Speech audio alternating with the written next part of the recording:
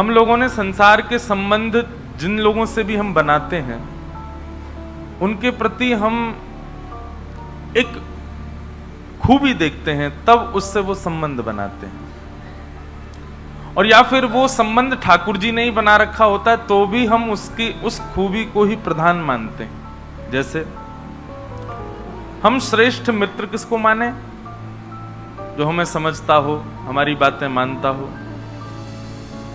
हमें जिसमें अच्छा लगता हो, ऐसी परिकल्पना योजनाएं बनाता हो, वो अच्छा मित्र है। अच्छा पति कौन? जो पत्नी के अनुकूल रहे। अच्छी पत्नी कौन? जो पति के अनुकूल रहे। अच्छे बच्चे कौन?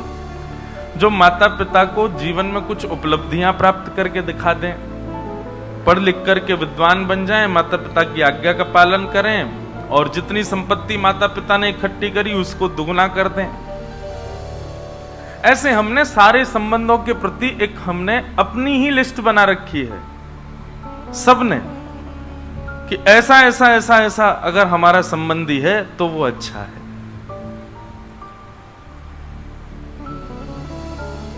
बालक वैसे नहीं है जैसा हम चाहते हैं तो बालक बुरे हैं। भगवान ने हम पर कृपा नहीं की, ऐसी संतान दे दी।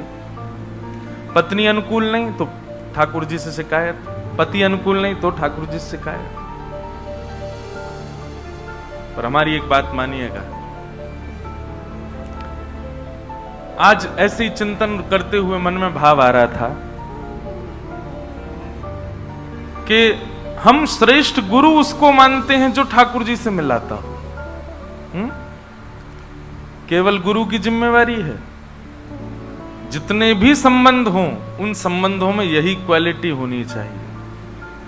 मित्र भी वही अच्छा जो ठाकुर जी के समीप ले जाता हो, पत्नी भी वही अच्छी जो ठाकुर जी के समीप ले जाती हो, पति भी वही श्रेष्ठ जो ठाकुर जी के समीप ले जाता हो, बच्चे भी वही श्रेष्ठ जो ठाकुर जी से और प्रेम करा देते हो, माता पिता भी वही श्रेष्ठ जो ठाकुर जी की और समीप ले जाते हो। वो सारे संबंध निरर्थक हैं जो सांसारी रूप से आपको प्रिय लगते हैं, पर वैष्णव होने के बाद में आपका एक ही उद्देश्य होना चाहिए। आपका सखा हो, मित्र हो, भाई हो, बंधु हो, गुरु हो, पिता हो, पत्नी हो, पति हो, बच्चे हो, कोई भी हो, संबंध वो अच्छा जो ठाकुर जी के समीप ले जाता। जैसे सोशल मीडिया पर या व्हाट्सएप पर एक नया टर्म होता है कि जो आपके बहुत निजी होते हैं उनको आप एक अलग से ग्रुप बना देते हो, उनको उसमें रखते हो। आज ही व्हाट्सएप पे एक ग्रुप बनाओ, उसका नाम रखो भगवत प्रेमी। कौन कौन है उन्हीं को ही उस ग्रुप में डालो और उन्हीं को ही अपना सर्वस्व मानो। बाकी सबसे आप केवल व्यवहार मात्र निभाइए, वास्तविकता उन्हीं से रखो जो ठाकुर जी के समीप ले जाते हैं। वो सखा, वो परिवार का वो व्यक्ति जो ठाकुर जी से किंचित भी आपको दूर रखता हो। आज मुझे एक माँ ने आकर के अपनी वेदना बताई सुबह। मुझसे बोली, महाराज जी हमने कथा सुनते सुनते प्याज लहसुन छोड़ दिया, वैष्णव रहना प्रारंभ कर दिया। अब हमारे घर के लोग ऐसे हीन भावना से हमको देखते हैं। अरे राम राम, ये तूने क्या किया? अरे जीवन एक बार मिलता, उसमें भी ये सब छोड़ दिया। जीवन एक बार मिलता, उसमें भी तुमने एक कंठी तिलक माला जो है का अपने गले में डाल ली, सिर पर लगा लिए। जीवन एक बार मिलता, उसमें भी तुम ये भक्ति भाव में चले गए हो। मतलब क्या कहना चाहते हो आप? जीवन एक बार मिले, बकरा खाओ। जीवन एक बार मिला है, मुर्गा को छोड़ो नहीं, कहीं दिख जाए पकड़ लो, शूट करो उसको। जीवन एक बार मिल जाए, अरे मदिरा इतनी बड़ी बड़ी फैक्ट्री बेचारे मेहनत करके लोग बना, पियो उसको। वाह! एक बात सदैव याद रखिएगा, आपके वैष्णव होने पर जो आपके प्रति हीन भावना रखते हैं वो व्यक्ति हीन भावना नहीं रख रहा है। उसके भीतर जो कलयुग बैठा है वो उसको कहता, अरे देख ये तो कल्याण कर रहा है अपना, इसको कैसे भी रोक। वो कलयुग जो उसके भीतर बैठा है वो उसको चिढ़ करवाता है और उससे जानबूझ करके ऐसी बातें कहलवाता है जिससे आपको ठेस पहुंचे और आप अपनी वैष्णवता का त्याग करो। क्योंकि कहीं ना कहीं कलयुग उसका काम ही यही है कि कोई भी व्यक्ति अपना उद्धार ना कर पाए। हमने भी जब कथा शुरू की तो कई लोग मेरे पीछे भी पड़े। अरे मैं 18 वर्ष की आयु का था जब मैंने कथा शुरू की,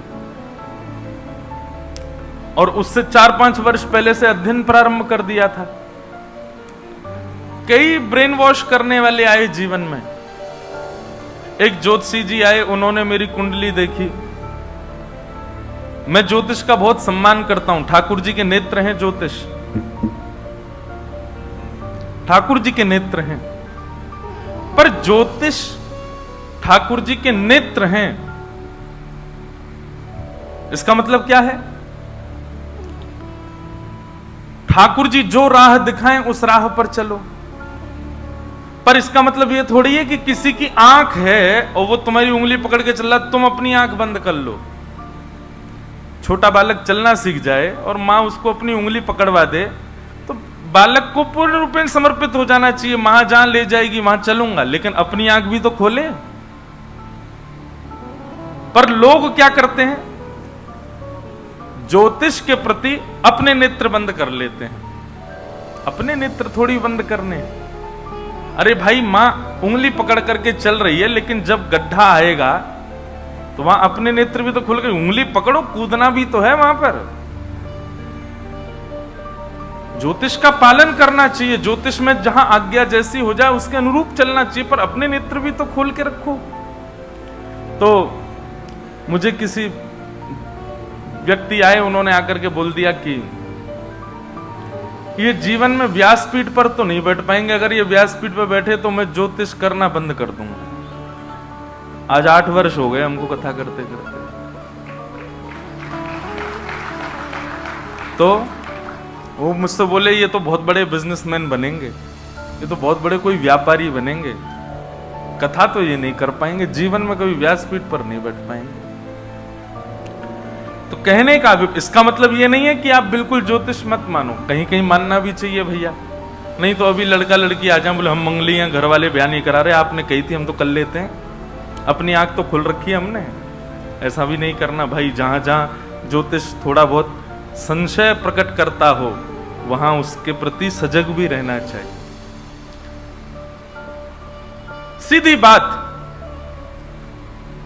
डायरेक्शन ले लीजिए, चलिए खुद।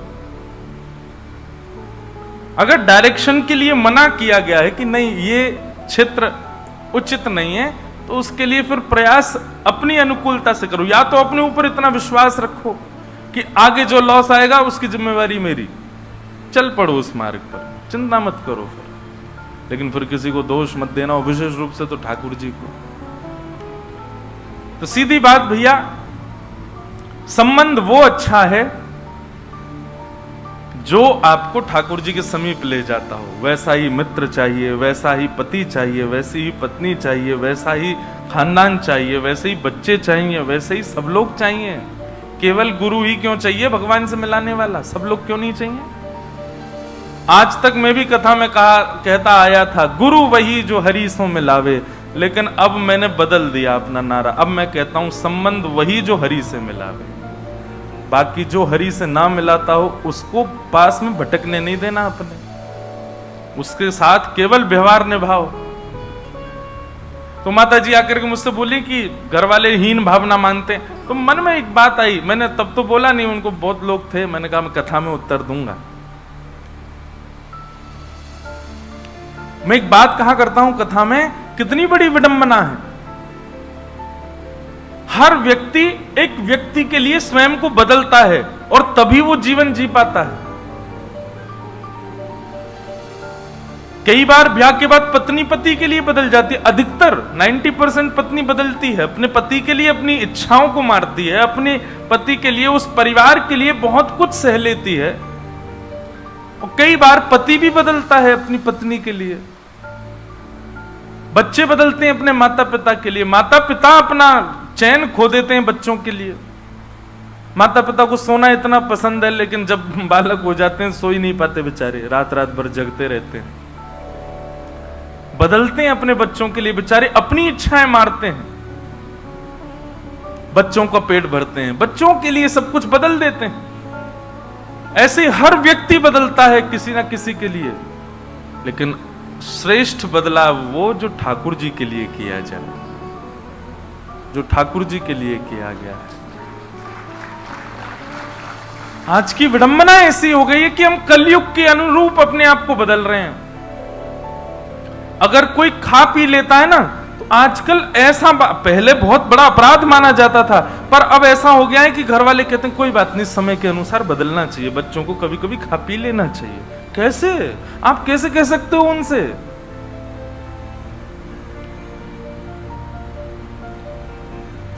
वो दिन भी दूर नहीं है, आगामी 100 वर्ष बाद का कलयुग ऐसा भी हो जाएगा, बेटा मर्डर करे, कोई बात नहीं, समय है बेटा, एक आध तो कर देना चाहिए, जीवन में नहीं करोगे कैसे काम चलेगा? अरे तुमने लूटा नहीं उसको तो लूट लेना चाहिए तुमको। जब 100 वर्ष पहले के जीवन में खाना पीना पाप था, अब वो सामान्य होता जा रहा है।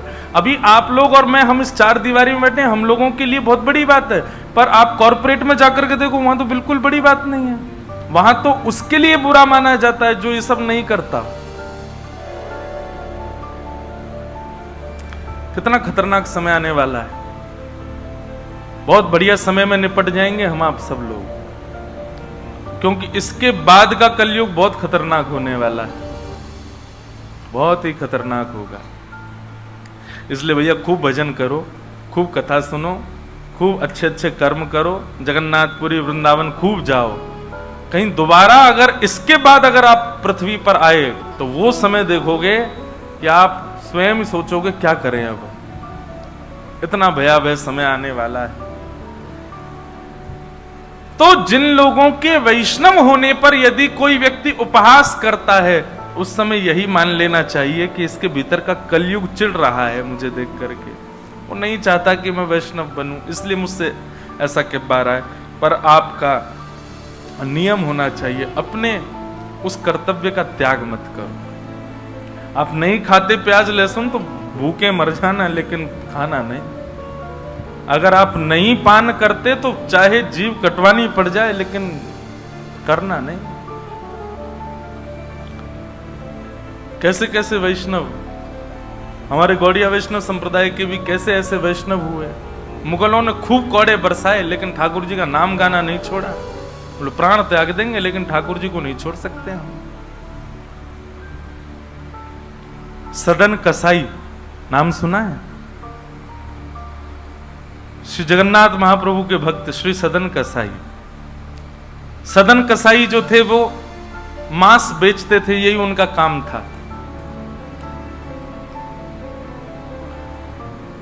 एक बार ऐसे तराजू में तोलते थे मांस को, तो जब मांस का विक्रय कर रहे थे तो उनको पता नहीं चला, वो भार की जगह शालिग्राम जी को रखते थे।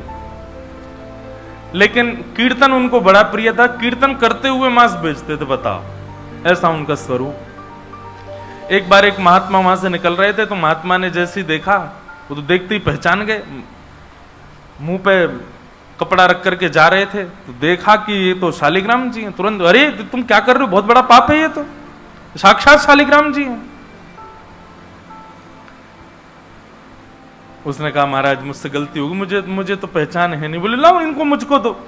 शालिग्राम जी ले लिए महाराज, जाकर के शुद्ध नदियों के जल से स्नान कराया, पंचामृत स्नान कराया, इत्र लगाया, चंदन लगा करके चांदी के सिंहासन पर बैठा के माला पधरा दी, ठाकुर जी का कीर्तन, बढ़िया खीर बना के भोग लगाई, और खूब रोए महात्मा। बोले कि नाथ आप भी कहां के कसाई के यहां बैठे थे, अब आप विराजो, प्रेम से रतन सिंहासन पर विराजो।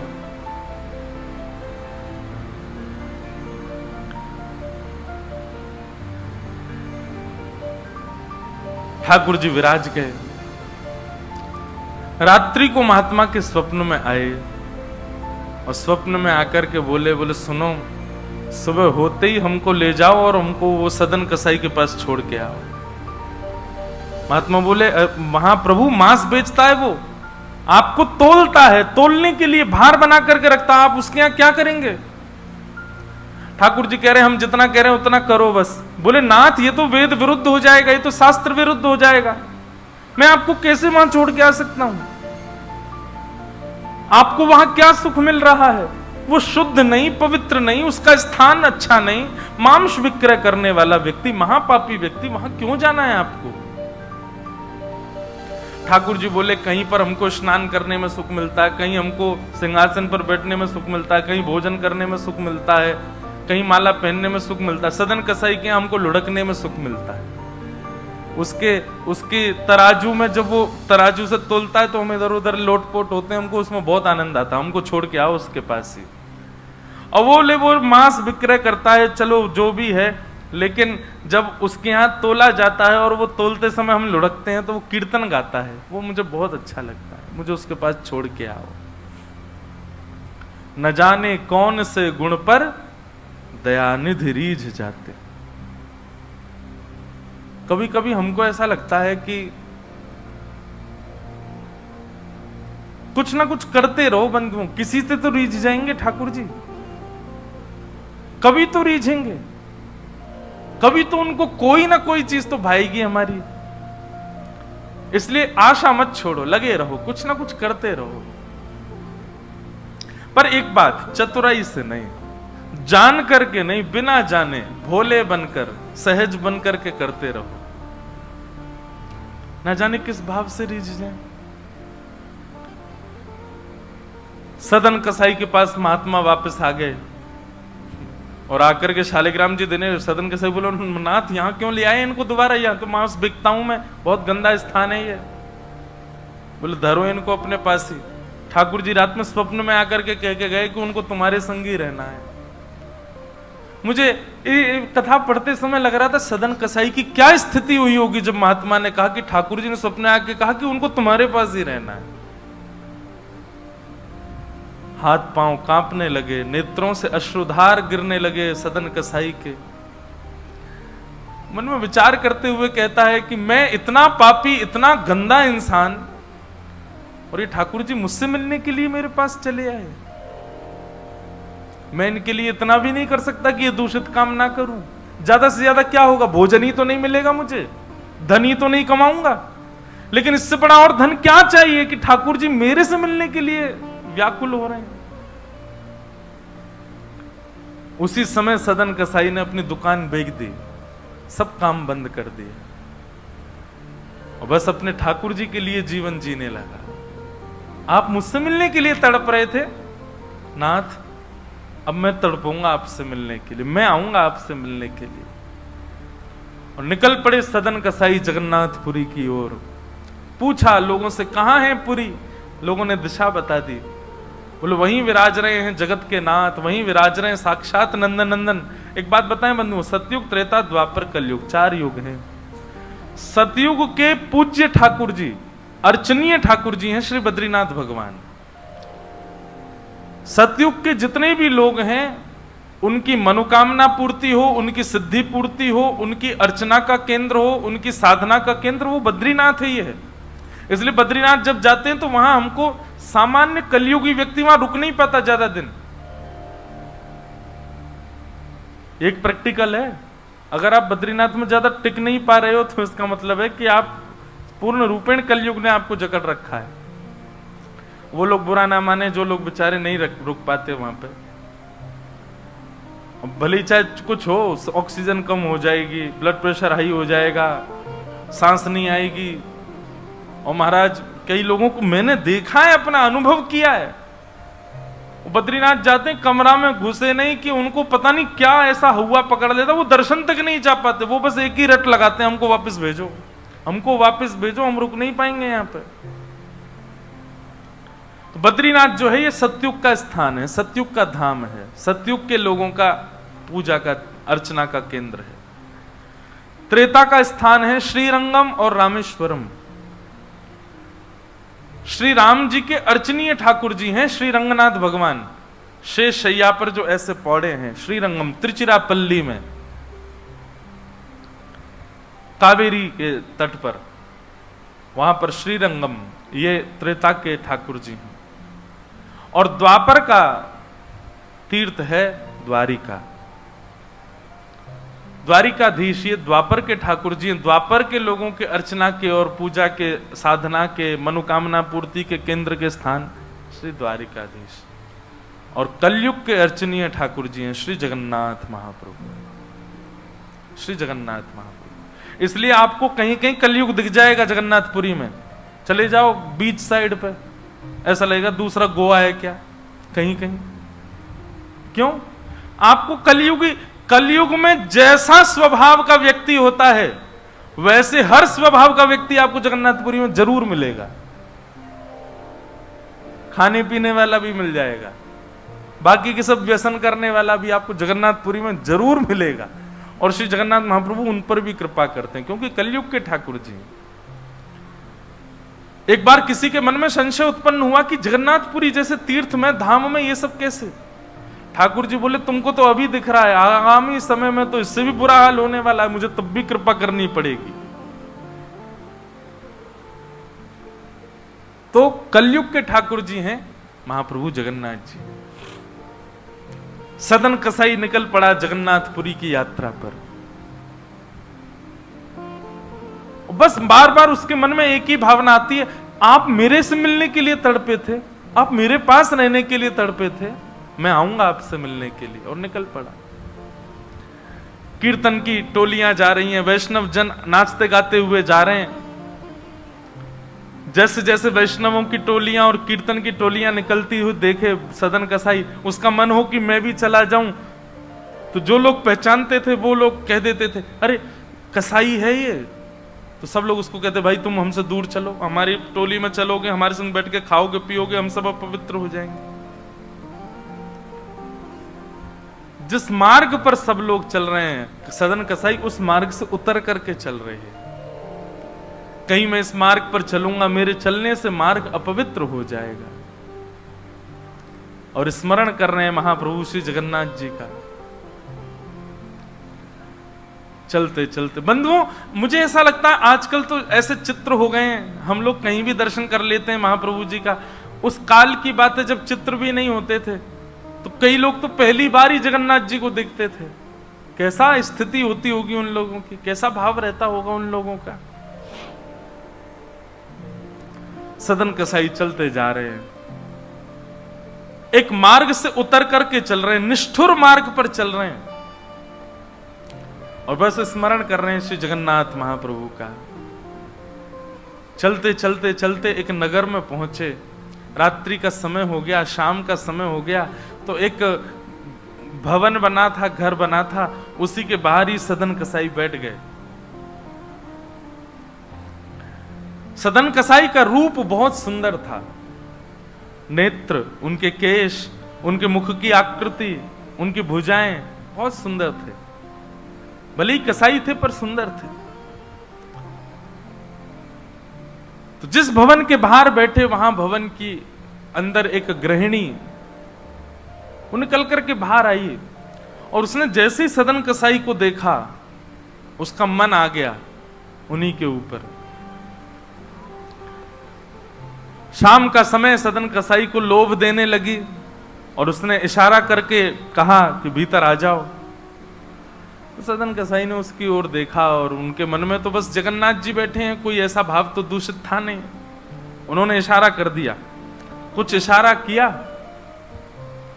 और उस इशारे को उस कन्या ने, उस महिला ने ऐसा समझा कि मानो ये कहना चाह रहे हैं कि तुम भीतर जाके पहले अपने पति का वध करो, तब मैं रहूंगा तुम्हारे साथ। और बंधुओं एक बात बताएं, विषय जब माथे पर बहुत तीव्रता से चढ़ता है ना, वासना जब बहुत तीव्र चढ़ जाती है तो व्यक्ति ये भी विचार नहीं करता मैं क्या कर रहा हूं। वो कितनी भी कथाएं सुन रहा हो, कितनी भी कथाओं में जा रहा हो, पर विषय जब उसके हृदय में होता है तो वो बिल्कुल विवेक शून्य हो जाता है।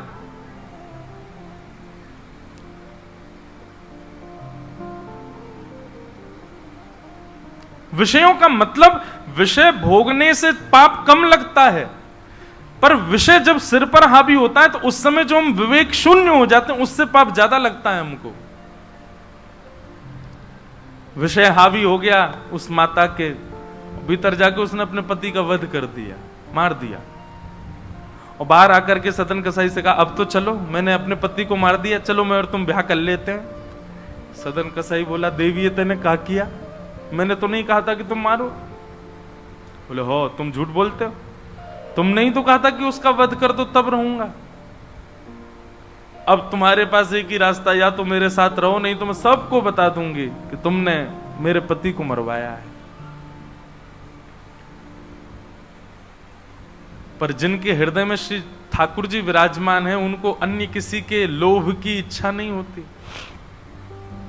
उन्होंने कहा ज्यादा से ज्यादा मार दोगी मुझको और क्या, बदनामी होगी, सब होगा, लेकिन मैं अपनी स्थिति से नहीं हट सकता। और उन्होंने अस्वीकार किया। और हुआ वही, उसने हल्ला मचा करके सबको इकट्ठा कर दिया, मेरे पति को इसने मरवा दिया और ये आदि आदि सब कर दिया। सदन कसाई को बंदी बना करके राजा के सामने प्रकट कर दिया। सब लोग आगे खिसक जाओ थोड़े थोड़े, पर कथा सुनना मत छोड़ो, कथा सुनते सुनते खिसक आओ। सब लोग बैठ जाओ, यहाँ आगे जितनी जगह बैठ जाओ, आ जाओ। हाँ,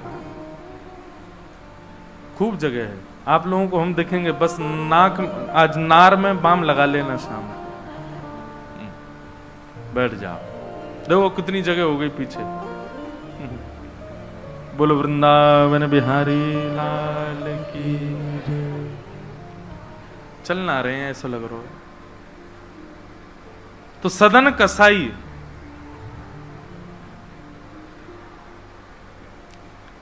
उसने, देखो ये बात करने को किसने कहा आपसे, आपस में बात नहीं करो, इधर देखो सब लोग, कथा सुनो, बस खिसक के बैठ जाओ चुपचाप। श्री जगन्नाथ महाप्रभु की।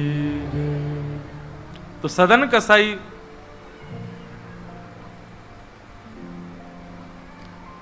राजा के यहां उसको प्रस्तुत कर दिया, बंदी बना दिया, और बंदी बना करके कहा कि आप स्वीकार करते हैं कि आपने ये अपराध किया है इनके पति को मारने का। सदन कसाई कुछ नहीं बोला। बोले क्योंकि पक्ष तो पूरा उन्हीं की तरफ जाने वाला, मैं कितना भी मना करूं, मैं सफाई क्या दूंगा, मैं कैसे प्रस्तुत करूंगा, मैं विवाद कैसे करूंगा। वैष्णव का स्वरूप होता विवाद में नहीं पड़ता। वो चुपचाप खड़े रहे, बस मुस्कुराते रहे। बोले अब सत्य तो ठाकुर जी जानते हैं, मैं अब आपको कैसे बताऊं कि मैंने नहीं किया। मैं कहूं कि मैंने नहीं किया तो मेरे पास कोई प्रमाण नहीं है ना देने का कि मैंने नहीं किया। और प्रमाण देने के लिए, इकट्ठा करने के लिए, इतने प्रपंच में पढ़ने के लिए मैं नहीं निकला हूं। मैं तो जगन्नाथ जी से मिलने के लिए, आपको जो दंड देना है बस मृत्यु दंड मत देना, बाकी जो दंड देना है दे दो, मुझे जगन्नाथ जी का दर्शन करना है।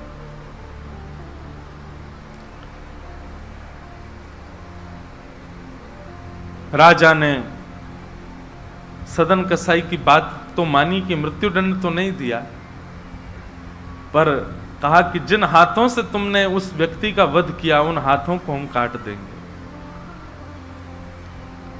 सदन कसाई बोले मैंने एक बार एक कथा में सुना है कि श्री जगन्नाथ जी की भी भुजा नहीं है, लो काट दो। जैसे मेरे स्वामी वैसा मैं, और अपनी दोनों भुजाएं आगे कर दी। मेरे स्वामी भी तो ऐसे ही रहते हैं। अच्छा, एक बार की बात है, गोस्वामी तुलसीदास जी दर्शन करने गए जगन्नाथ जी का, और जैसे ही जगन्नाथ जी को देखा तुरंत नेत्र बंद कर लिए। बोले राम राम राम राम जी, मैंने क्या देख लिया। तुरंत बाहर निकल करके आए, भागे मंदिर से दूर। किसी ने रोका, बोले क्या हो गया गोस्वामी जी। बोले ये मेरे ठाकुर जी हैं ही नहीं। कैसे ठाकुर जी, इनकी तो आंख पिघल गई, मुख पिघल गया, हाथ पिघल गए, पैर है नहीं, ये मेरे ठाकुर जी कैसे। मैं तो अभी रात में तो कहीं नहीं जा सकता, पर सुबह होते ही चला जाऊंगा, मैं जीवन में कभी नहीं आऊंगा। इतने ज्यादा भयभीत हो गए। रात्रि में गोस्वामी जी जैसे ही सोए तो महाप्रभु जगन्नाथ जी उनके स्वप्न में आए, धनुष बाण हाथ में लेकर के राघवेंद्र सरकार प्रकट हो गए। बोले भगवान, ये मैंने आपका कैसा दर्शन किया। आपकी भुजा नहीं है, आपके चरण नहीं है, आपके कान नहीं है, आपका मुख पिघला हुआ, नेत्र ऐसे बड़े बड़े, ये ऐसा रूप क्यों है आपका। बोले तुम्हारी वजह से है। गोस्वामी जी बोले मेरी वजह से। बोले हाँ, तुमने मानस जी में लिखा है, बिन पग चलहि सुनहि बिन काना। वो बिना पैर के चलता है परमात्मा, बिना कानों के सुनता है।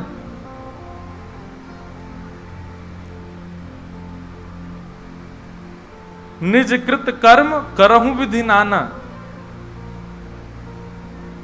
बिना हस्त कमल के कई सारे काम कर देता है। अब आपके पास दो ही तरीके हैं, या तो हमारे इस रूप को स्वीकार करो, नहीं तो चौपाई को जाके मिटा दो मानस जी से। तब गोस्वामी जी को भेद पता चला, जय हो भगवान, क्षमा करो मुझे, मैं तो आपके रूप को जान ही नहीं पाया। तो अगले दिन दर्शन करने गए, तब वही रूप, बिन पग चलहि, बिना पैर के चलते हैं। और ऐसे कोई दुनिया का ठाकुर नहीं चलता जैसे जगन्नाथ जी चलते हैं। कोई भी ऐसा प्राचीन मंदिर आप बताओ जिसका ठाकुर निकल के बाहर आता हो, पूरे वैष्णवों के मेला के साथ में चल के जाता हो, एकमात्र श्री जगन्नाथ जी।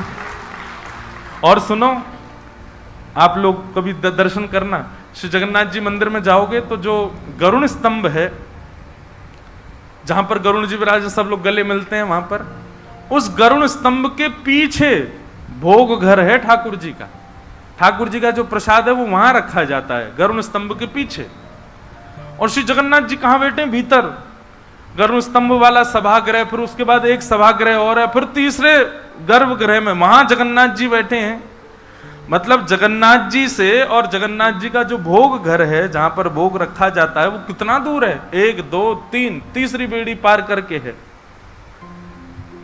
और आप कभी भी देखना, महाप्रसाद का भोग वहीं लगता है। ठाकुर जी को इतनी दूर रखा जाता है भोग, क्यों? बोले महाप्रसाद रखने के बाद में, और मंदिर जब बंद हो जाता है थोड़ी बहुत देर के लिए, हम खुला भी रहे, वैष्णव दर्शन करें, भोग घर का किवाड़ खोल देते हैं। इतनी दूर से ठाकुर जी कैसे भोग लगाते हैं? बोले आजान बाहु है ना, ऐसे भुजा करके ऐसे भोग लगाते ठाकुर जी, लंबी लंबी भुजाओं से, अपनी भुजाओं से भोग लगाते हैं।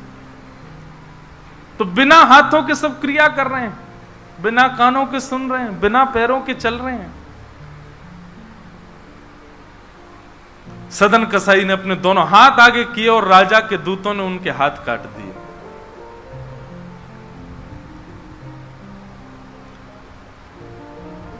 पीड़ा में नहीं है, प्रसन्नता में है। आंसू तो निकल रहे हैं नेत्रों से, पर प्रसन्नता के आंसू हैं कि नाथ, आपने किसी रूप में तो मुझे स्वीकार किया। चलते जा रहे हैं, रक्त बह रहा है दोनों तरफ से। बस रास्ते में एक ही प्रार्थना कर रहे हैं, नाथ, है तो ये शरीर ही, और यही माध्यम है मुझे आपके दर्शन का।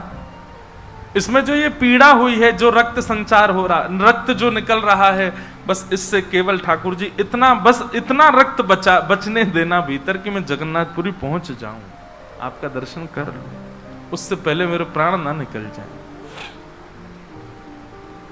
और चलते जा रहे हैं। ऐसी लगन हमको कभी नहीं लग सकती बंधुओं, इस जन्म में तो नहीं लग सकती। हम लोग केवल बड़ी बड़ी बातें कर सकते हैं, बड़ी बड़ी बातें सुन सकते हैं, ऐसे प्रेमी हम जगन्नाथ जी के कभी नहीं बन सकते।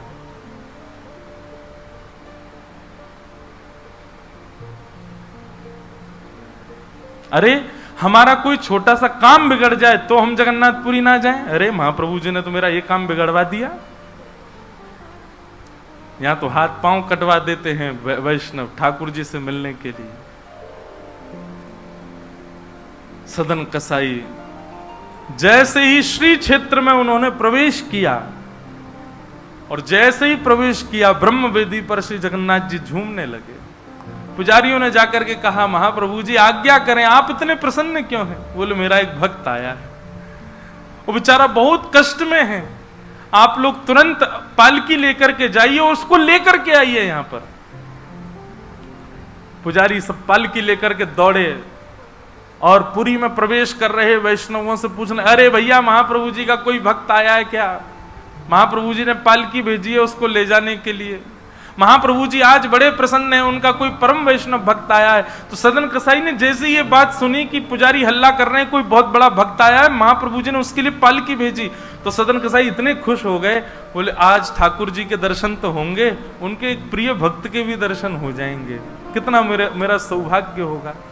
और रही बात, मैं तो बहुत बड़ा पापी हूं, मैं तो रास्ता भर यही सोचता आ रहा था कि मैंने इतना पाप किया, इतना मांस बेचा है जानवरों का, महाप्रभु जी पता नहीं मुझसे नाराज होंगे, पर आज लगता है कोई परम वैष्णव भक्त आया तो महाप्रभु जी का मूड बढ़िया होगा, आज प्रसन्न होंगे। तो प्रसन्न मुद्रा में ठाकुर जी बैठे होंगे, तब मैं दर्शन करूंगा तो मेरे सारे अपराधों को क्षमा कर देंगे। वहां तो भीड़ लग गई पालकी के पास में, बोले हम हैं परम भक्त, और वो सदन कसाई दूर ही खड़े हैं। बोले इनमें से कोई होगा जो पालकी में बैठेगा, आज पहले उसको प्रणाम करूंगा फिर महाप्रभु जी को करूंगा। वहां तो इतनी भीड़ लग गई कि पंडा पुजारी पालकी लेके जान बचा के भागे वहां से, क्योंकि सबको लगता है कि हमसे बड़ा भक्त तो कोई है ही नहीं। पालकी खाली लौट करके आ गई। महाप्रभु जगन्नाथ जी बोले तुम खाली आ गए, लेके नहीं आए उनको? बोले भगवान आपके एक दो भक्त तो है नहीं, वहां तो हजारों भक्त, एक पालकी उसमें कितनों को बैठा किया, सब चढ़ने लगे। बोले हम हैं भक्त, हम हैं भक्त। आप कोई संकेत बताओ, आपके भक्त का कोई लक्षण। श्री जगन्नाथ प्रभु के नेत्रों सजल हो गए। बोले मेरी तरह उसके भी हाथ नहीं है, जो आया है वही है मेरा भक्त, उसको लेके आओ।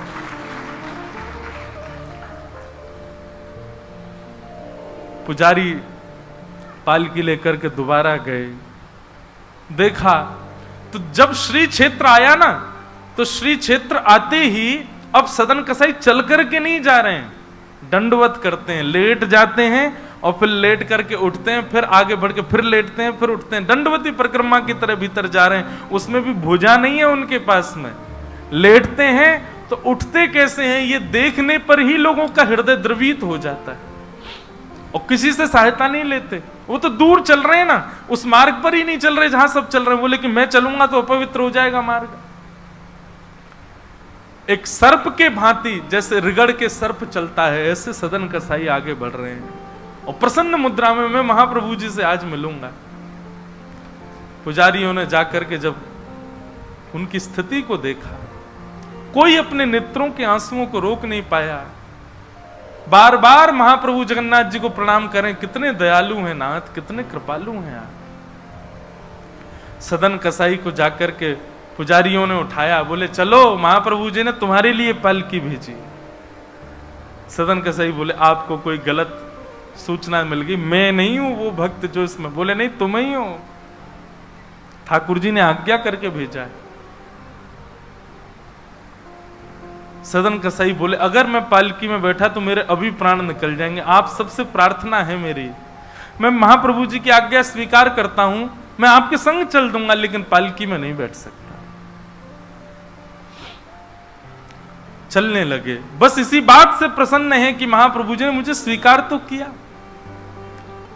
और जैसे ही सिंह द्वार पर पहुंचे और दंडवत करते ही जैसे ही श्री पतित पावन भगवान, सिंह द्वार पर ही श्री पतित पावन भगवान है, बाहर ही उनका दर्शन हो जाता है। उनको देखा, देखते ही बोले ये पतित पावन भगवान है, श्री जगन्नाथ जी के ही समरूप हैं, पहले इनका दर्शन करते हैं फिर जगन्नाथ जी का दर्शन होता है। जैसे ही दंडवत किया, अभी तक तो उनको ग्लानि नहीं थी कि मेरे हाथ नहीं है, पर अब दंडवत करते समय उनको तनिक एक ग्लानि से हुई, काश मेरे हाथ होते तो मैं भी ऐसे दंडवत करता, दोनों भुजाएं आगे कर लेता। और इस भाव से जैसे जो शेष भुजा थे थोड़े से उनको आगे करके रुदन करने लगे सदन कसाई, इतने में ही उनके भुजा निकल करके आ गई और ठाकुर जी ने भुजा प्रदान करके उनके दंडवत को स्वीकार किया। श्री जगन्नाथ महाप्रभु की। ऐसे महाबाहो, ऐसे हमारे महाप्रभु श्री जगन्नाथ, वो ये विचार नहीं करते हैं कि आप कौन हो क्या हो। आज मुझे एक व्यक्ति ने एक प्रश्न लिख करके भेजा है, बोले महाराज जी कल आप कथा में कह रहे थे कि ब्राह्मण कैसा भी क्यों ना हो उसको मारना नहीं चाहिए, ब्राह्मण कितना भी बड़ा अपराध ना कर ले उसको मृत्यु दंड नहीं देना चाहिए। आपने ये नहीं सुना था कि मैंने माताओं का नाम भी लिया था। अच्छा, दूसरी बात, आप ब्राह्मणों के पक्ष की बात होने पर इसको जातिवाद के रूप में क्यों ले लेते हैं? अभी सदन कसाई की कथा सुनी, वो एक महाकसाई जानवरों को मारे, उस पर महाप्रभु जी कृपा नहीं कर रहे हैं। आपने कर्माबाई की कथा नहीं सुनी, जो बिना नवे धुबे ठाकुर जी का भोग लगा देती है और श्री जगन्नाथ प्रभु दौड़े दौड़े जाते हैं उसकी प्रसादी पाने। आपने सबरी की कथा नहीं सुनी, जो झूठा भोग लगा देती है ठाकुर जी को। आपने रैदास की कथा नहीं सुनी। अगर जातिवाद की बात करो तो ये एक भी श्रेष्ठ जाति का नहीं है जिस पर ठाकुर जी कृपा कर रहे हैं। और रही बात, आप यदि ये कह रहे हैं कि ब्राह्मणों को ठाकुर जी क्यों छोड़ने को कह रहे हैं, कई बार ऐसा होता है कि पुलिस में भी बहुत सारी कैटेगरी होती हैं। चोरी चकारी करने वाले के लिए कह दिया जाता है सिपाहियों को भेज दो, पकड़ लाएगा। और कोई बहुत बड़ा डकैत होता है ना, उसके लिए आईएएस ऑफिसर कहता है मैं ही जाऊंगा उसको पकड़ने। तो कोई भी वर्णाश्रमी व्यक्ति अपराध करे उसको दंड पृथ्वी पर ही मिल जाता है, पर ब्राह्मण जब अपराध करता ठाकुर जी कहते हैं इसको तो मैं देखूंगा, ऊपर आने दो इसको दंड तो मैं दूंगा। ब्राह्मण जब अपने चरित्र से विहीन कृत्य करता है, ठाकुर जी कहते हैं तुम मानव इसका स्पर्श मत करो, इसको तो मैं देखूंगा, इसकी तो शिक्षा मैं लूंगा। और अकेले ठाकुर जी नहीं, 33 कोटि देवता खड़े हो जाते हैं सामने जब ब्राह्मण अपराध करके जाता है। पृथ्वी पर उसको दंड देने का अधिकार नहीं है। भगवान कहते हैं कि इसको तो मेरे हवाले छोड़ो, उसको तो हम देखेंगे क्या करना है इसका। और ठाकुर जी ऐसा दंड देते हैं, ठाकुर जी से बड़ा दंड कौन देगा। श्रीमद् भागवत में भगवान का दंडपाणी रूप का वर्णन किया गया। इतना खतरनाक रूप है कि उसको कभी सुन मत लेना, नहीं तो ये जितने कोमल, जितने दयालु, जितने कृपालु, जितने नटखट दिखते हैं उतने ही वहां पर क्रूर तो नहीं कहूंगा लेकिन खतरनाक है महाराज।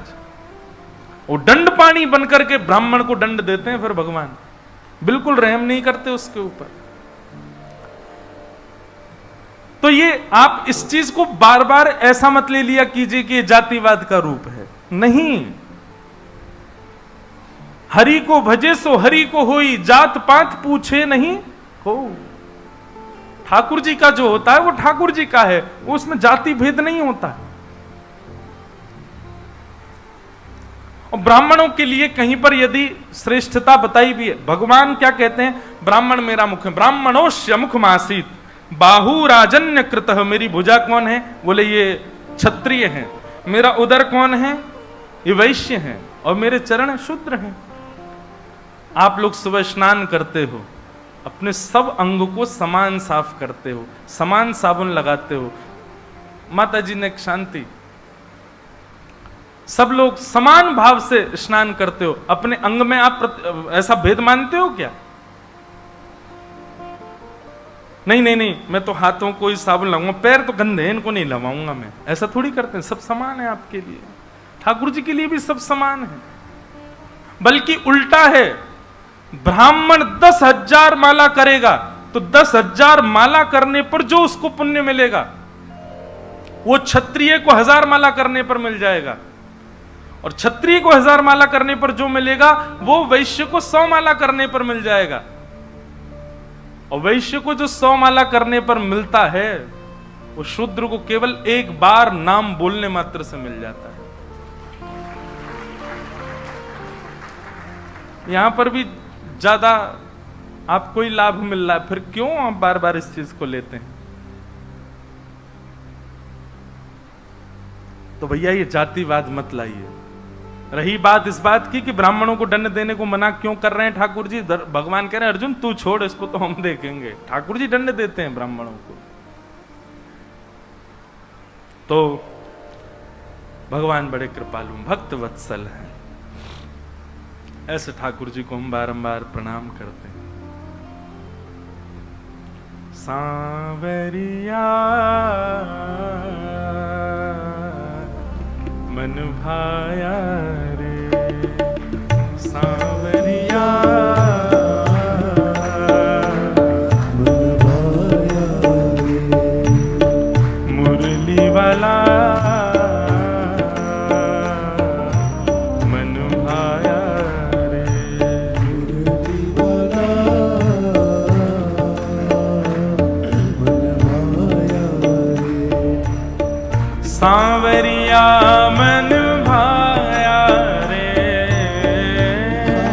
सांवरिया मन भाया रे, मुरली वाला मन भाया रे, मुरली वाला मन भाया रे, गिरवरधारी मन भाया रे, गिरवरधारी मन भाया रे, गिरवरधारी मन भाया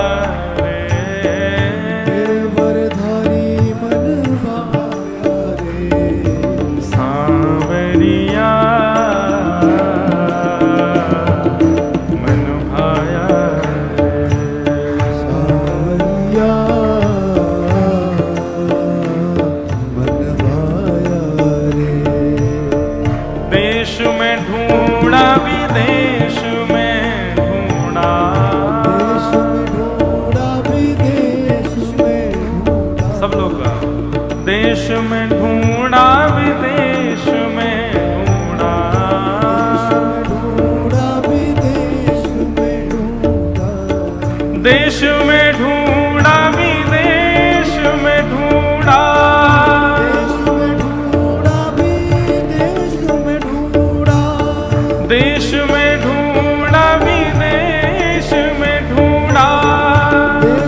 ढूंढा विदेश में ढूंढा, अंत का अंत न पाया रे, अंत का अंत न पाया रे, ओ अंत का अंत न पाया रे।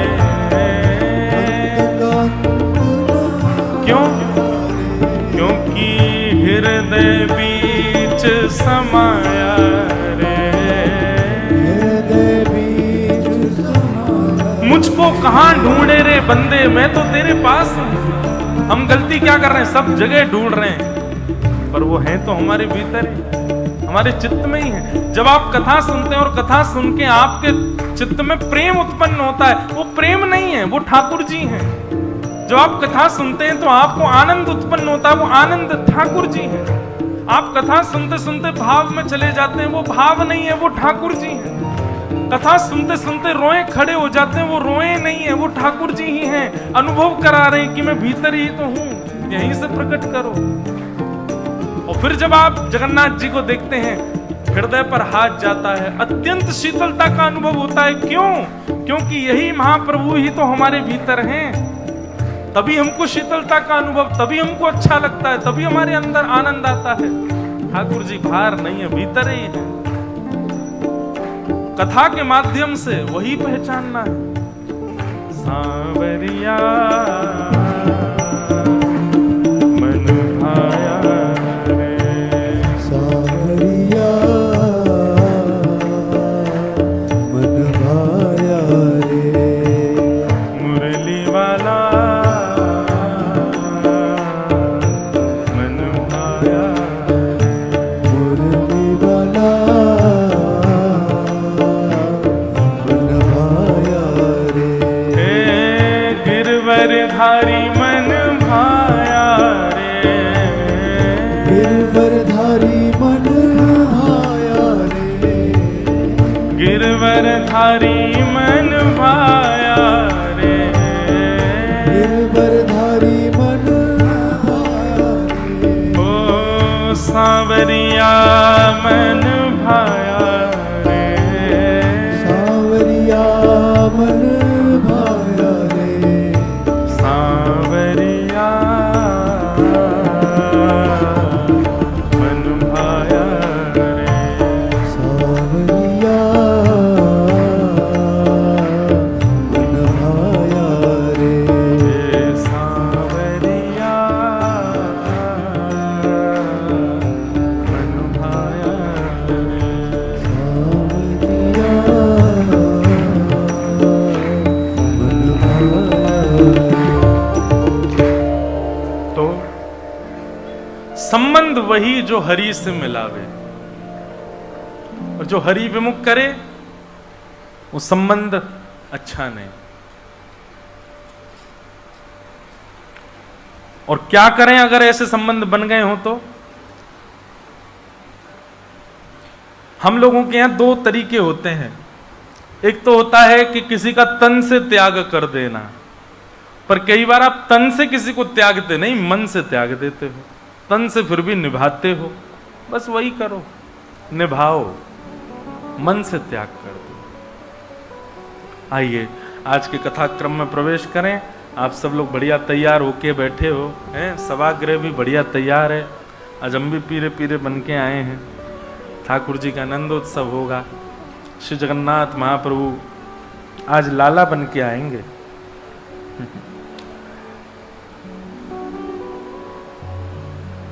तो कुंती ने भगवान की स्तुति गाई और स्तुति गाते हुए कहा कि मैं जान गई हूं कि आप कौन हो। भगवान बोले बताइयो भुआ हम कौन हैं। तब कुंती स्तुति गाते हुए ठाकुर जी से कहती है कि नाथ कि कृष्णाय वासुदेवाय देवकी नंदनाय च नंदगोप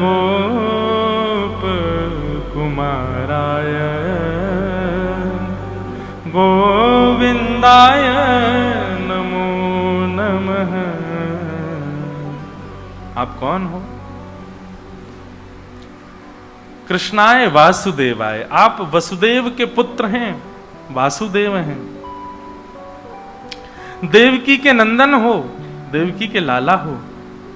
पर नंद गोप कुमाराय, नंद बाबा के और वहां के गोप ग्वालों के आप कुमार हो और मेरे आप गोविंद हो। गोविंदाय नमो नमः।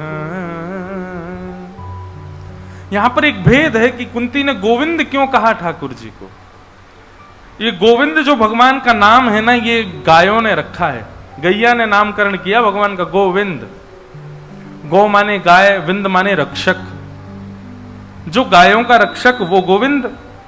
तो ये शब्द गैया कहे तो समझ आए गोविंदाय नमो नमः। कुंती क्यों कह रही है? मानो कुंती भगवान से कह रही है कि नाथ, ये सब वैष्णव जो हैं, हम सब आपकी गैया हैं और आप हमारे ग्वारिया हो। पर ग्वारिया का स्वभाव होता है वो सबसे ज्यादा प्रेम वृद्ध गैया से करता है। जो गैया बेचारी ना दूध देती है, ना ज्यादा चारा खाती है, बस खड़ी रहती है, चुपचाप एक कोने में बंधी रहती है। ग्वारिया पूरे दिन सबकी सेवा करता है, पर रात्रि में जाकर के उसी के पास बैठता है जो सबसे वृद्ध होती है। उसी की बेचारी कमर खुजाता रहेगा, उसी के गले पे ऐसे हाथ फेरता रहेगा, उसी को गले लगा लेगा। क्यों? वृद्ध वयोवृद्ध बेचारी, अब कुछ करती धरती तो है नहीं।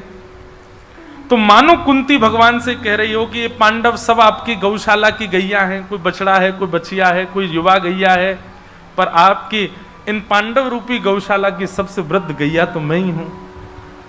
तो मानो कुंती इस बात को प्रमाणित कर रही है कि आप सबसे ज्यादा प्रेम मुझसे करते हो।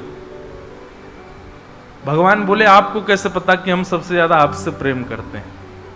तब कुंती कहती है कि यथा ऋषिकेश खलेन देवकी कंसेन रुद्धार्त चिरं सुचार्पितम् विमोचिताहं च सहात्मजा विभो त्वयैव नातेन मुहुर्विपद्गणात्। एक बात कहें, बहुत साल बाद याद आई है ये बात, ध्यानपूर्वक सुनना। भागवत में बहुत सारी स्तुतियां हैं, पर सबसे श्रेष्ठ स्तुति अगर आप मुझसे कहो कौन सी है, तो कुंती स्तुति है। कुंती स्तुति में क्या श्रेष्ठ है? कुंती जी ने अनेक श्लोक गाए हैं, पर कुंती जी के साथ देखो, ऐसा नहीं कि कोई श्रेष्ठ श्लोक नहीं है, सब अच्छे हैं, पर कुंती जी की पूरी स्तुति में केवल एक बात है और एक शब्द की बात है जो सबसे अच्छी है। ऐसी बात पूरी भागवत में किसी ने नहीं कही है। सब लोग इधर देखो, सावधानी से सुनो। ऐसा क्या कहा है कुंती ने जिसकी वजह से कुंती की स्तुति श्रीमद् भागवत की सबसे प्रथम स्तुति है? श्रीमद् भागवत 12 स्कंद युक्त पुराण संहिता, पुराणों का राजा श्रीमद् भागवत, ऐसी श्रीमद् भागवत की प्रथम स्तुति कुंती स्तुति, और उस कुंती स्तुति में एक ही शब्द ऐसा है जिस शब्द ने पूरी स्तुति की महिमा बढ़ा दी। ऐसी कौन सी बात है कुंती की स्तुति की? तो वो शब्द है त्वयैव नाथेन। पहले तो अर्थ सुनो, क्या कह रही है कुंती? कुंती कह रही है, हे कन्हैया, आप मुझसे बहुत प्रेम करते हो। अच्छा, एक बात होती है कि प्रेमी व्यक्ति जो होता है वो अपने प्रेमी से पूछता ही रहता है, तुम मुझसे प्रेम करते हो, तुम मुझसे प्रेम करते हो, मैं तुमको प्रिय लगता हूं। हम ठाकुर जी से पूछते रहते हैं, पर यहां कुंती पूछ नहीं रही है ठाकुर जी को, सीधे बता रही है कि सबसे ज्यादा मैं ही आपको प्रिय हूं। भगवान बोले ये तो पहली बार सुना है, प्रेमी अपने आप ही बोल रहा है कि मैं तुमको बहुत अच्छा लगता हूं। कैसे अच्छा लगते हो तुम मुझे, बताओ।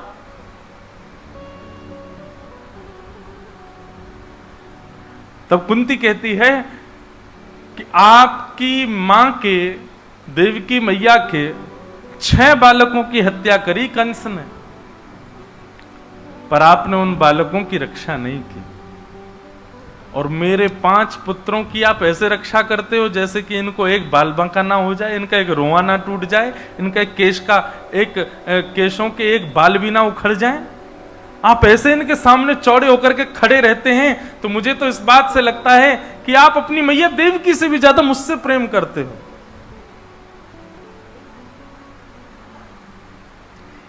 कितना अच्छा बहाना ढूंढ करके अपने प्रेम को प्रस्तावित कर रही हैं। ठाकुर जी के नेत्र सजल हो गए, वाह कुंती बुआ, तुमने ये न केन प्रकारेण ये बता ही दिया कि मैं तुमसे ज्यादा प्रेम करता हूं। बोला हाँ, आप मुझसे सबसे ज्यादा प्रेम करो, मुझसे ज्यादा किसी से नहीं करते आप। लेकिन कुंती ने जो अगली बात कही है, जिसको मैं बार बार कह रहा हूं, ये सबसे श्रेष्ठ बात है भागवत में। त्वयैव नाथेन मुहुर्विपद्गणात्।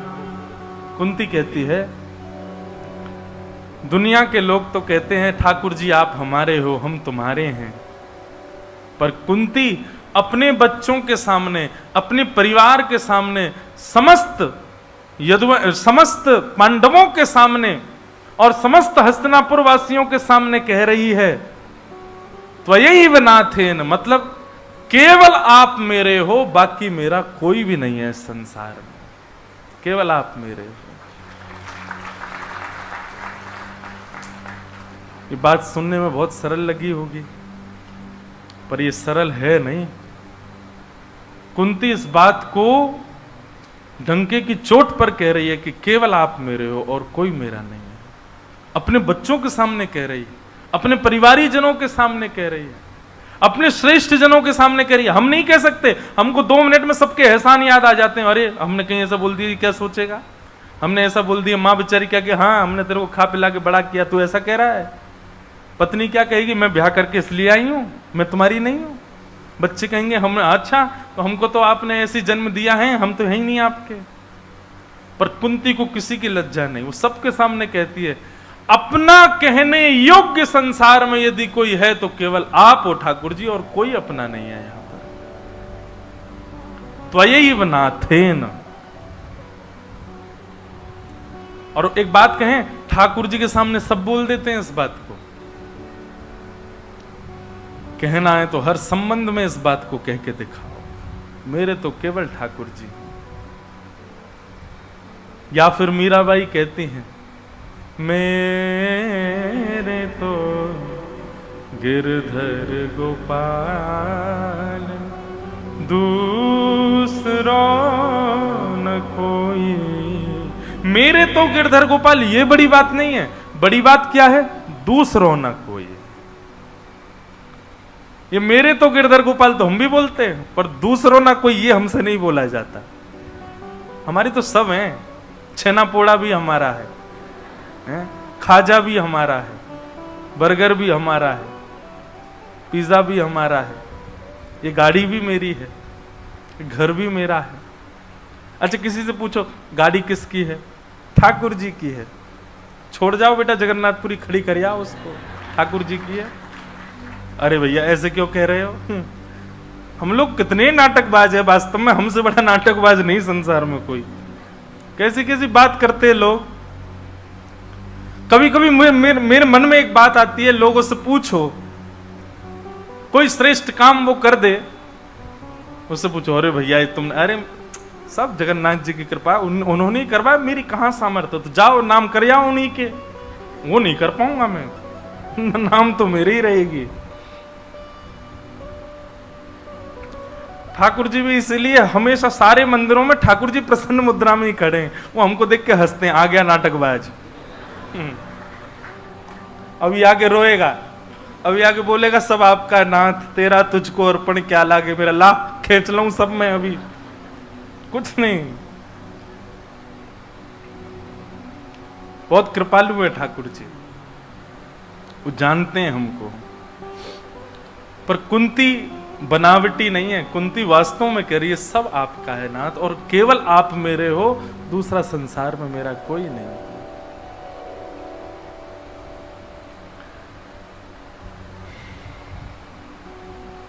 कुंती की स्तुति अद्भुत है। अगर केवल 3-4 दिन का प्रसंग हो ना, केवल कुंती स्तुति कही जाए, इतनी सुंदर है कुंती की स्तुति।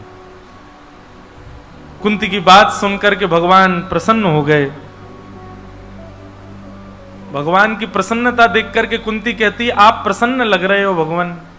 भगवान बोले, हाँ बुआ बहुत प्रसन्न हूं, कुछ मांग लूं आपसे प्रसन्न हो। प्रसन्नता में अगर कुछ भी मांगो तो दे देता है व्यक्ति। बुआ बोले, मांग ना। ठाकुर जी बोले, मांग, जल्दी मांग, क्या चाहिए। सब लोग आगे आओ। आप दो पीछे से कह दो कि महाराज जी आप इशारा कर दो, हम बुला लेंगे। आ जाओ, आ जाओ, सब आगे आओ और आगे आ जाओ।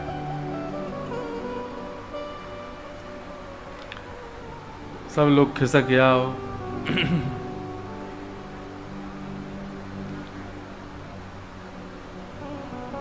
आप बड़े प्रसन्न हैं आज, आपसे कुछ मांग लूं। भगवान बोले, मांगो ना बुआ, तुरंत मांगो, क्या चाहिए तुमको। बोले, पहले तो वचन दो, जो मांगूंगी सो दोगे। ठाकुर जी बोले, इसमें वचन की क्या आवश्यकता है, जब मैं प्रसन्न हूं तो जो मांगूंगी सो दूंगा। बोले, नहीं नहीं नहीं, पहले वचन दो, जो मांगूंगी सो दोगे। भगवान ने वचन दिया, जो मांगोगी सो दूंगा बुआ, अब मांगो, क्या चाहिए। याद रहे, मुकर मत जाना, मैंने जो मांगना है वो देना पड़ेगा आपको। ब्रह्मा जी कांपने लगे आकाश में, बोले, मेरी पदवी मांगेगी कुंती बुआ। शंकर जी बोले, हमारा तो आज छुट्टी होने वाली है, अब शिवलोक इनका हो जाएगा। यमराज जी बोले, यमलोक की स्वामिनी बनेंगी अब कुंती जी। इंद्र देवता बोले, मेरा तो सिंहासन वैसे ढीला है, कोई जरा सा यज्ञ करे तो ये हिलने पे लग जाता है कि बस अब तुम्हारी पदवी गई। सब कांपने लगे, क्योंकि ठाकुर जी ने वचन और दे दिया है कि जो मांगोगी सो दूंगा। कुंती ने अपनी झोली फैलाई और फैला करके भगवान से कह रही है, विपदा संतु न सस्वत तत्र तत्र जगद्गुरो भवतो दर्शनम यत्स्यात् अपुनः भव दर्शनम। कुंती ने जैसे ही मांगा, त्रिलोकीनाथ स्तब्ध हो गए। ये कैसे दे सकता हूं मैं। कुंती कहती है, संसार में जितनी भी विपत्तियां हैं, जितने भी कष्ट हैं, जितने भी दुख हैं, सब इस कुंती के जीवन में आ जाएं, ऐसी कृपा कर दो नाथ। मैं बहुत दुखी हो जाऊं, मैं इतनी कष्ट में आ जाऊं कि मेरे जीवन में एक क्षण के लिए भी सुख ना रहे, मैं बस कष्ट में व्याकुल में पड़ी रहूं।